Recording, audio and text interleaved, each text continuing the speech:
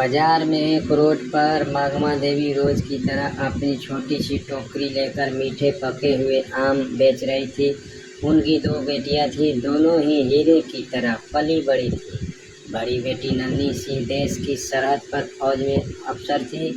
छोटी बेटी सावित्री सी इसी शहर की मजिस्ट्रेट यानी डीएम थी। मागमा देवी को अपनी बेटियों पर बहुत नाज था। जब भी कोई पूछताछ अम्मा आपकी बेटियां क्या करती है, तो उनका मन सीना गर्व से चौड़ा हो जाता। वह कहती एक देश की रक्षा करती है, दूसरी जिले की। लेकिन मागमा देवी आज भी कभी कभी बाजार में अमरूद बेचने बैठ जाती, पर अपनी बेटियों को कभी नहीं बताती। सब कुछ ठीक चल रहा था, तभी एक इंस्पेक्टर जिसका नाम अरुण चौधरी था अपनी बुलेट मोटरसाइकिल पर वहां आया। उसने बाइक सड़क किनारे रोकी और सीधे मागमा देवी की टोकरी के पास आकर खड़ा हो गया। अरुण ने टोकरी में से एक अमरूद उठाया और बिना कुछ कहे मुंह में डाल लिया। मागमा देवी थोड़ी मुस्कुराई और सच्चाई बोली, साहब अमरूद मीठे हैं, आप चाहे तो तोल दूं?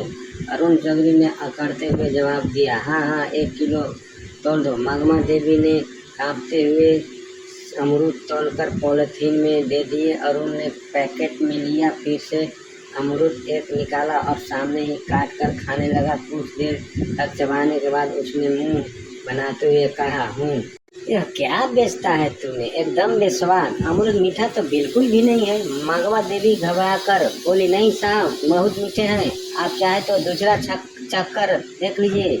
लेकिन अरुण चौधरी हंसते हुए बोला, चुप, तेरी अमरूद का एक दाना भी नहीं मीठा है। तूने मुझे जानबूझकर बेवकूफ़ बनाया, और सुन, मैं 1 रुपया भी यह अमरूद का नहीं दूंगा, समझी? मागमा देवी ने हिम्मत करके हाथ जोड़ते कहा, साहब मेहनत से लाया है, कुछ पैसा तो दे दीजिए। यही सुनते ही अरुण चौधरी का पारा चढ़ गया। उसने गुस्से में झुककर पूरी टोकरी उठाई और सड़क किनारे दूसरी तरफ फेंक दिया। टोकरी पलट गई, सारे अमरूद सड़क, गाड़ियों और नाली में बिखर गए। माधव देवी हक्की बक्की रह गई, उनकी आंखों में आंसू भर आए, होठ कांपने लगे। उनकी मेहनत और इज्जत दोनों ही सड़क पर कुचली जा रही थी। आसपास भीड़ जमा हो गई, लोग तमाशा देख रहे थे, कानाफूसी कर रहे थे, लेकिन किसी की हिम्मत नहीं हुई कि उस वर्दी वालों से कुछ कहे। फिर अरुण चौधरी ने अपनी मूंछों पर ताव दिया, बाइक पर स्टार्ट की और वहां से चल निकला जैसे कुछ हुआ ही नहीं हो। भीड़ में से किसी ने माधव देवी की मदद करने नहीं आई, लेकिन पास ही एक खड़े घर की छत पर खड़ा एक नौजवान लड़का रोहित यह सब कुछ अपने मोबाइल में फ़ोन पर रिकॉर्ड कर रहा था। उनका खून खौल रहा था। वह मागमा अम्मा को बचपन से जानता था और उनका बहुत सम्मान करता था। उसने वीडियो रिकॉर्ड करना बंद किया और सोचने लगा कि इस वीडियो का क्या किया जाए। उसे पता था कि मागमा अम्मा की एक बेटी फौज में है। उसने कहीं से उनका नंबर जुगाड़ किया था। उसने तुरंत वह वीडियो नंदिनी सी के व्हाट्सएप पर भेज दिया और नीचे एक छोटा सा मैसेज लिखा, नन्ही दीदी देखिए आज बाजार में आपकी माँ के साथ क्या हुआ। हजारों किलोमीटर दूर बर्फीली पहाड़ियों के बीच बॉर्डर के एक चौकी पर नंदिनी सी अपनी राइफल साफ कर रही थी। तभी उसने फ़ोन पर व्हाट्सएप का मैसेज टोन बजा। उसने फ़ोन उठाकर देखा, एक अनजान नंबर से वीडियो आया था। फ़ोन में से वीडियो प्ले किया। जैसे वीडियो आगे बढ़ा, नन्ही के चेहरे का रंग बदलता गया। उसकी शांत आंखें गुस्से से लाल हो गई। जब उसने इंस्पेक्टर अरुण चौधरी को अपनी माँ की टोकरी उठाकर फेंकते देखा तो उसके हाथ कांपने लगे। उसकी माँ, जिसने उसे और उसकी बहन को पालने के लिए अपनी पूरी जिंदगी लगा दी, आज सड़क पर बेबस रो रही थी और लोग तमाशा देख रहे थे। उसके अंदर का फौजी जाग उठा। उसका मन की किया अभी यहाँ से जाए और उस इंस्पेक्टर की वर्दी नोच ले। उसने अपने दांत खींच लिए, उसकी सांसें तेज हो गई। उसने तुरंत वह वीडियो अपनी छोटी बहन डीएम सावित्री सिंह को फॉरवर्ड किया। वीडियो भेजते ही उसने सावित्री को फ़ोन लगाया। सावित्री उस वक्त अपने ऑफिस में एक ज़रूरी मीटिंग में थी। उसने अपनी बड़ी बहन का फ़ोन देखा तो मीटिंग रोककर फ़ोन उठाया और पूछा, हाँ दीदी सब ठीक है? ठीक है, कुछ भी नहीं है, बोली। नंदिनी की आवाज़ में गुस्सा और दर्द साफ झलक रहा था। मैंने तुझे एक वीडियो भेजा है, उसे देख, अभी के अभी देख। सावित्री फ़ोन होल्ड पर रखकर और व्हाट्सएप खोला।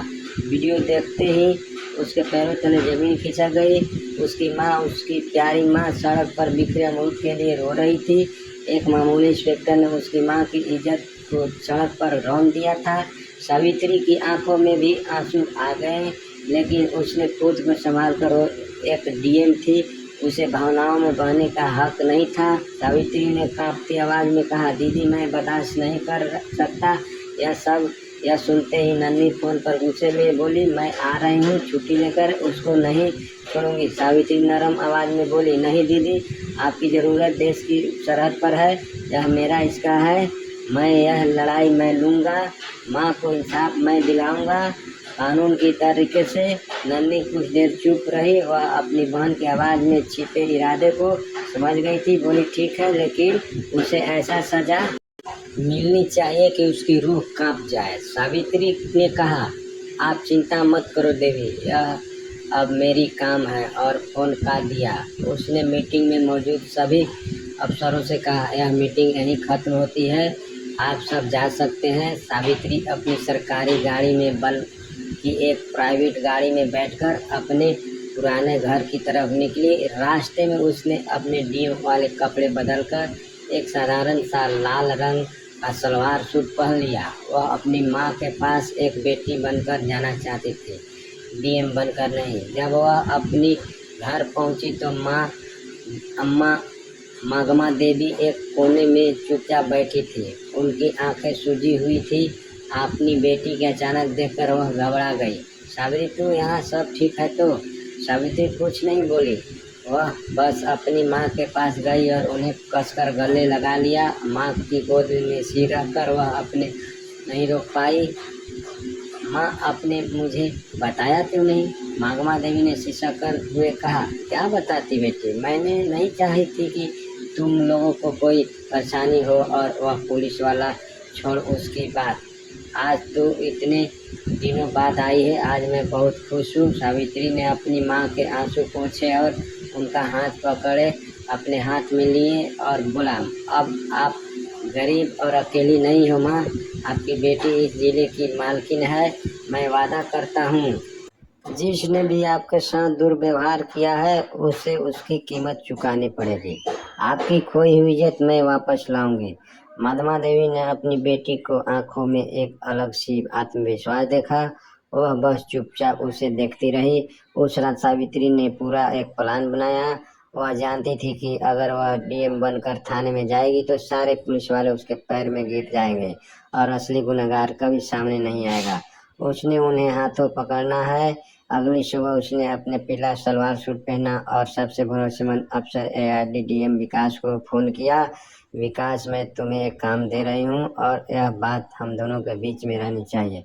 उसने कहा, जी मैडम, हुक्म दीजिए। बोली, मैं अभी सिविल ड्रेस में शहर कोतवाली थाने में एक पर लिखवाने जा रहा हूँ, एफआईआर लिखवाने जा रही हूँ। अपनी पहचान छिपा कर मैं चाहती हूँ कि तुम ठीक 2 घंटे बाद जिले की एसपी, डीएमएसपी और बाकी बड़े पुलिस अफसरों की टीम के साथ थाने पहुंचे।